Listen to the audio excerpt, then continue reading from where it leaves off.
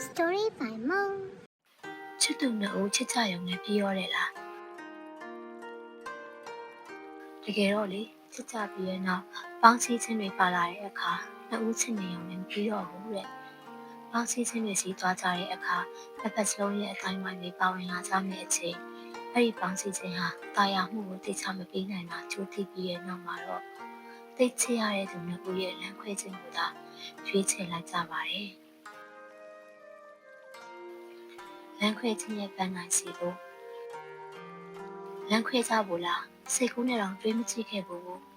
သူနဲ့ကိုနှစ်ကိုယ်တို့တစ္ဆာတွေခိုင်ခိုင်မြဲတာမို့တစ်သက်တောင်မခွဲရတော့ဘူးလို့မှတ်ယူထားခဲ့တာ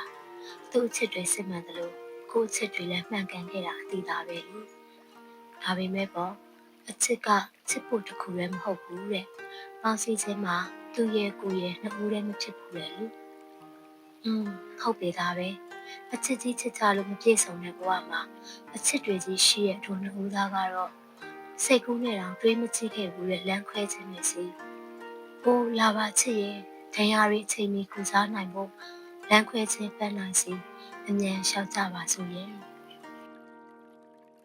ချစ်သူနှစ်ဦးချစ်ကြရုံနဲ့ပြီးရောတယ်လား။တကယ်တော့လေချစ်ကြပြီးရဲ့နောက်ပေါင်းစည်းခြင်းတွေပါလာတဲ့အခါနှစ်ဦးချစ်နေရုံနဲ့ပြီးတော့ဘူးတဲ့။ပေါင်းစည်းခြင်းတွေစီသွားကြတဲ့အခါတစ်ဖက်စလုံးရဲ့အတိုင်းဝိုင်းတွေပါဝင်လာကြမယ့်အချိန်အဲ့ဒီပေါင်းစည်းခြင်းဟာတာယာမှုကိုသိချမပေးနိုင်တာကြိုးတိပြီးရဲ့နောက်မှာတော့သိချရတဲ့သူနှစ်ဦးရဲ့လမ်းခွဲခြင်းကိုသာရွေးချယ်လိုက်ကြပါတယ်လမ်းခွဲခြင်းရဲ့ပန်းနိုင်စီကိုလမ်းခွဲကြဖို့လားစိတ်ကူးနဲ့တော့တွေးမကြည့်ခဲ့ဘူးသူနဲ့ကိုနှစ်ကိုယ်တို့တစ္ဆာတွေခိုင်ခိုင်မြဲတာမို့တစ်သက်တောင်မခွဲရတော့ဘူးလို့မှတ်ယူထားခဲ့တာ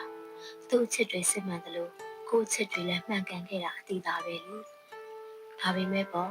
အချစ်ကချစ်ဖို့တခုလည်းမဟုတ်ဘူးတဲ့ပေါင်းစည်းခြင်းမှာသူ့ရဲ့ကိုယ်ရဲ့နှစ်ဦးတည်းမဖြစ်ဘူးလေဟုတ်ပြီသားပဲအချစ်ကြီးချစ်ကြလို့မပြေဆုံးတဲ့ဘဝမှာ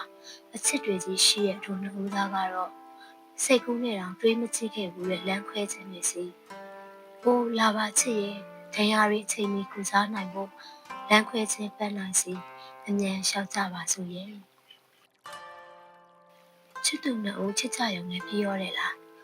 ။တကယ်တော့လေချစ်ကြပြီးရဲ့နောက်တစ်ဖက်စလုံးရဲ့အတိုင်းဝိုင်းတွေပါဝင်လာကြမယ့်အချိန်အဲ့ဒီပေါင်းစည်းခြင်းဟာတာယာမှုကိုသိချမပေးနိုင်တာကြိုးတိပြီးရဲ့နောက်မှာတော့လမ်းခွဲခြင်းပန်းနိုင်စီအမြန်လျှောက်ကြပါစို့ရဲ့Life Story by Mom